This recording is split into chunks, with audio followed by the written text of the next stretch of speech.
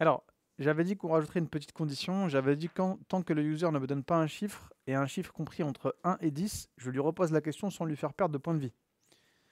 Alors ça, c'était une condition finalement qu'on avait déjà vue, vous vous rappelez, avec isnan. Donc en fait, moi, je peux reprendre ça, hein. Je peux reprendre cette condition-là parce qu'on l'a déjà faite. Je vais venir ici, et je vais mettre un while dans un while. Quand j'ai une boucle dans une boucle, les gars, on appelle ça une boucle imbriquée. Ou on appelle ça aussi en anglais nested loop. Donc là, j'ai dit tant que moi, c'est pas number, c'est answer.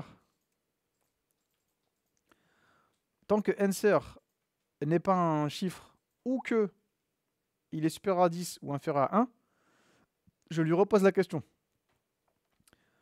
Là, en français, Kendall, si je voulais lui reposer la question, qu'est-ce que je devrais faire? Sachant que je lui pose déjà la question ici, tu vois.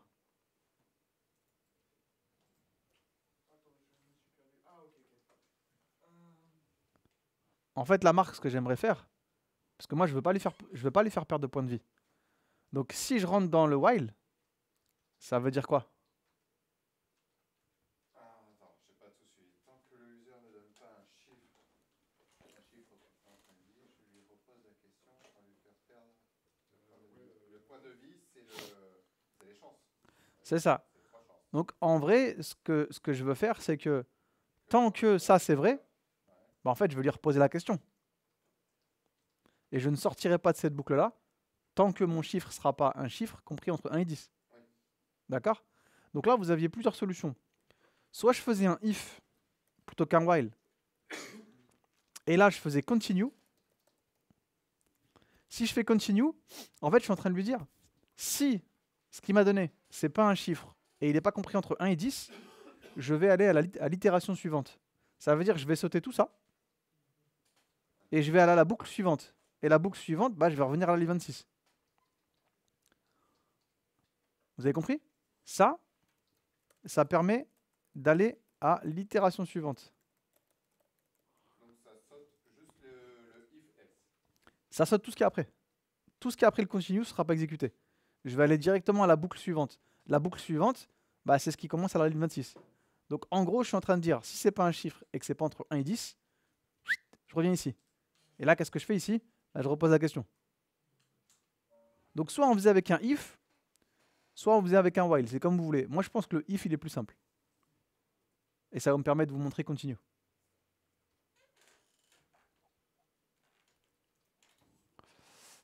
Vous avez compris?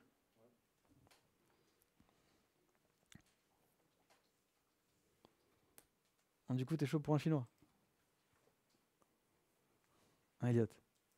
T'es chaud pour un chinois? Mais là-bas, c'est prise de masse, hein. On va prendre 10 kilos. On a un... Quelqu'un vient en voiture ici le matin? Albano, toi, ta bouffe? Parce que là, le problème, c'est que la moto, c'est pas la... Tu vas souffrir avec ça. Ouais, tu vas souffrir. En plus, t'es grand, ça va être horrible pour toi. Je sais pas.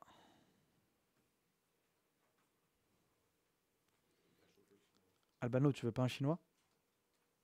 Un petit resto chinois?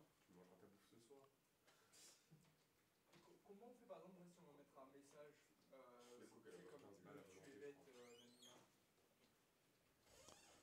Comment on fait si là on veut mettre un message comme quoi le coaching il insère le chiffre n'est pas valable parce qu'il n'est pas encore arrivé. Bah, si tu veux un message, tu le mets là. En plus c'est directement là, avant de continuer. Tu mets, ouais, avant de continuer, tu mets chiffre non valable.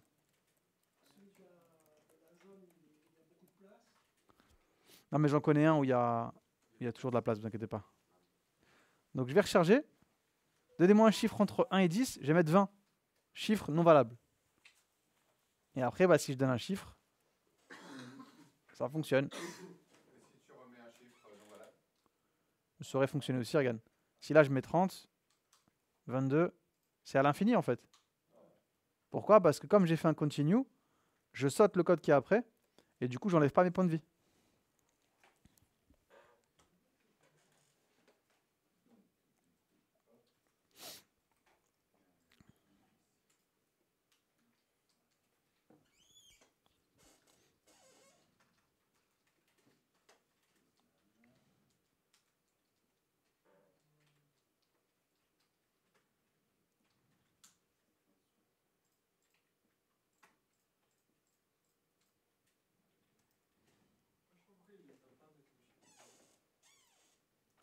T'as dit quoi? Tu peux pas me mettre l'alerte chiffre non valable. Regarde. Bah normalement si, regarde. Ah, si je recharge, si je mets 33, chiffre non valable. Ah non, je vois.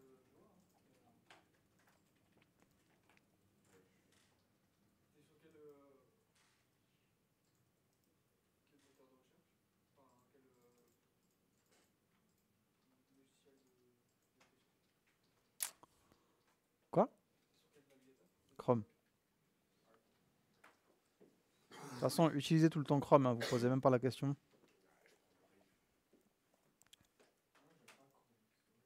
Prends Brave, c'est Chrome amélioré. Non, moi je préfère l'Opera GX. Opera? Ah, je suis un geek. Non, c'est la pire Opéra, application Non, Opera. Opera GX. C'est quoi? pas terrible. En fait, c'est une version Android. Je sais même pas si c'est Opera, mais genre c'est. Opera, c'est le pire des navigateurs sur lequel j'ai pu aller. Non, mais Opera tout court, je suis d'accord. Full pub, tu prends des virus à la con, ça s'ouvre tout le temps, t'as des pop-up en permanence. Opera, je suis d'accord, mais Opera, c'est l'enfer. GX, c'est incroyable.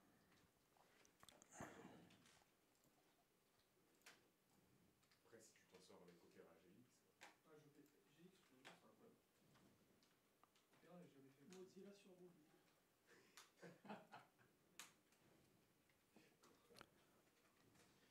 jamais de la vie.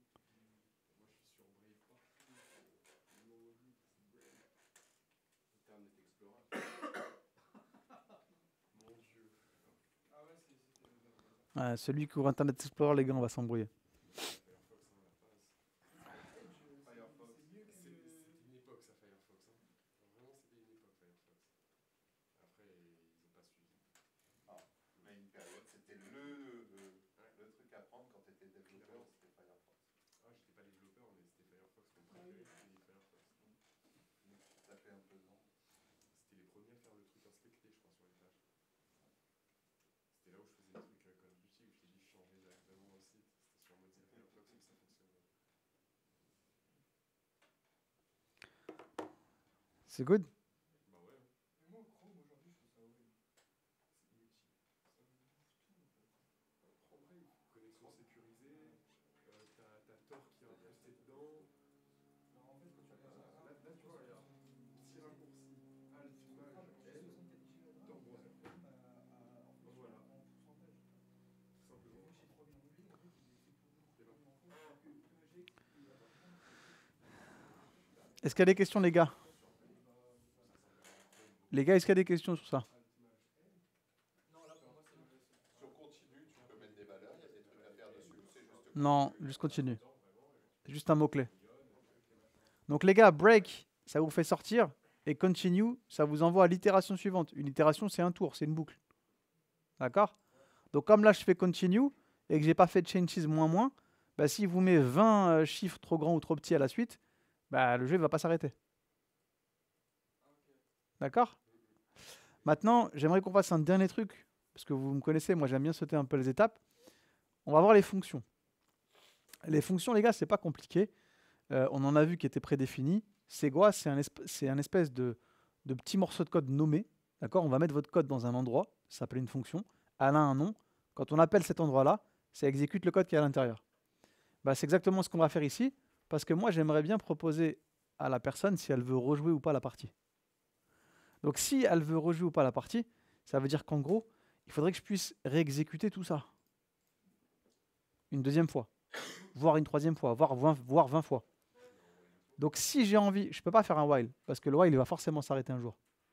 Soit il va forcément s'arrêter un jour, soit tu vas le faire tourner à l'infini. Et bah, je veux pas ça, parce que s'il veut pas rejouer, il faut que ça s'arrête.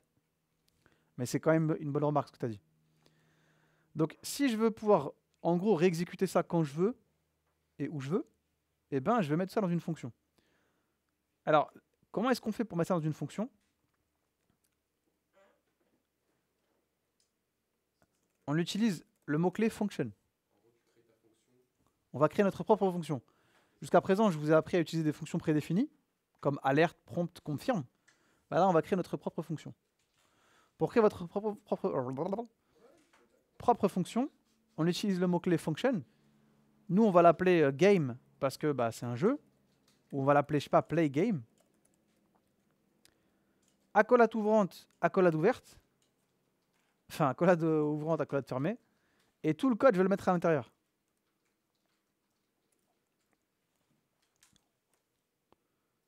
OK? Donc, function, c'est un U. Play game, parenthèse ouvrante, parenthèse fermée. Et après, j'ai mis accolade ouverte, accolade fermée. Et j'ai mis tout le code à l'intérieur.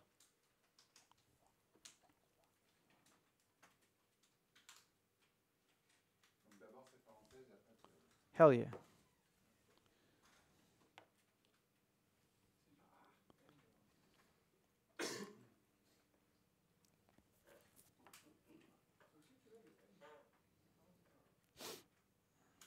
non, parce que toi t'es dans la même. T'es connecté avec une. Et donc on met tout dedans. Pourquoi il me met un.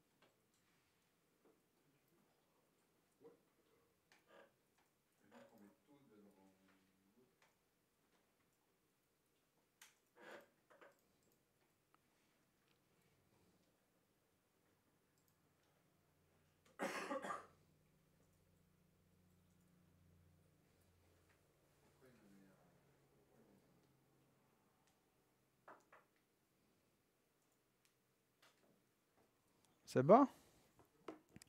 Ah, il me souligne la. Tu sais, le. Pas la parenthèse, mais la collade. Mais t'es sûr que t'as mis function? T'es sûr que t'as... Alors ouais, fonction. T'es prêt à parier un chinois? J'ai mis à la française. J'ai mis en haut. Eh oui. Les gars, maintenant que j'ai mis ça dans la fonction play game, si vous rechargez la page, normalement, il va rien se passer. Pour moi, là, il est en bug, donc je vais le rouvrir. Il va rien se passer. Pourquoi il va rien se passer, les gars, à votre avis? Parce qu'on n'a pas appelé la fonction. Exactement, bien joué. Pour appeler la fonction, c'est pas compliqué. Je vais le mettre à la fin et je vais l'appeler par son nom. Et je vous ai dit, quand on appelle une fonction, il y a toujours une parenthèse ouvrante, parenthèse fermante.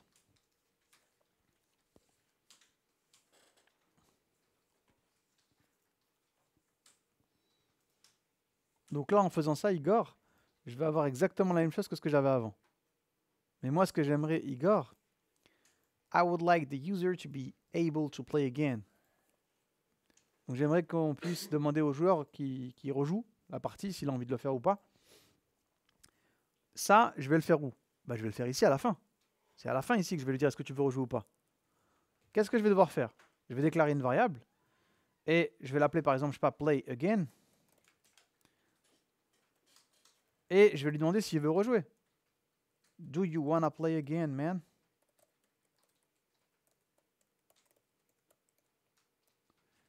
Le confirme, il va me renvoyer true ou false. OK? Bah moi, je vais dire si play again, il vaut true.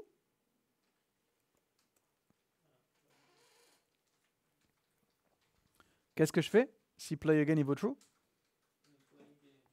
Bah, je rappelle la fonction et je relance le jeu.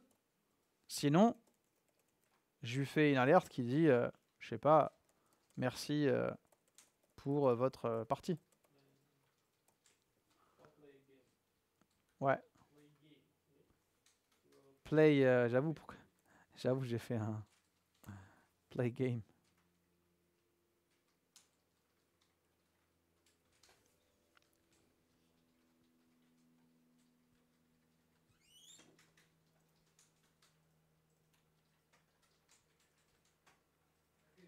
Tu veux même pas filer.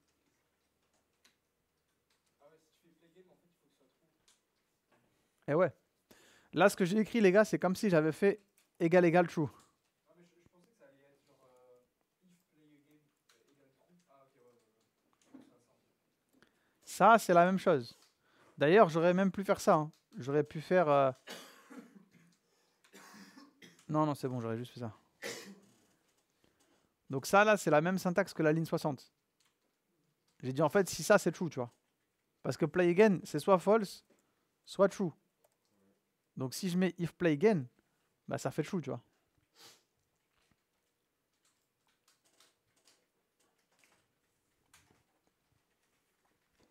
Du coup, Albano, il vient avec nous ou pas?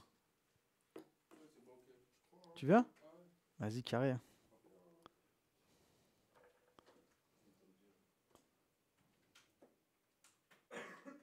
Ah, il est pas mal. Quelqu'un d'autre veut venir au chinois, les gars? Tu veux venir? Vous allez auquel près de Jiffy, là En face de Conforama. Ouais.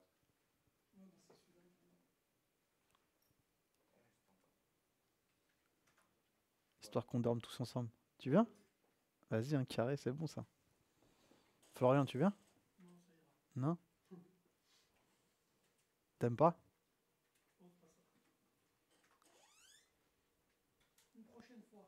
Avec plaisir. Eh ben les gars, vous allez tester? Je recharge. Je vais mettre 3. Chiffre trop bas. Je vais mettre 5. Chiffre trop haut. 4. J'ai gagné. Do you want to play again? OK. Et je peux rejouer. D'accord? Vous avez écrit votre premier petit jeu in JavaScript.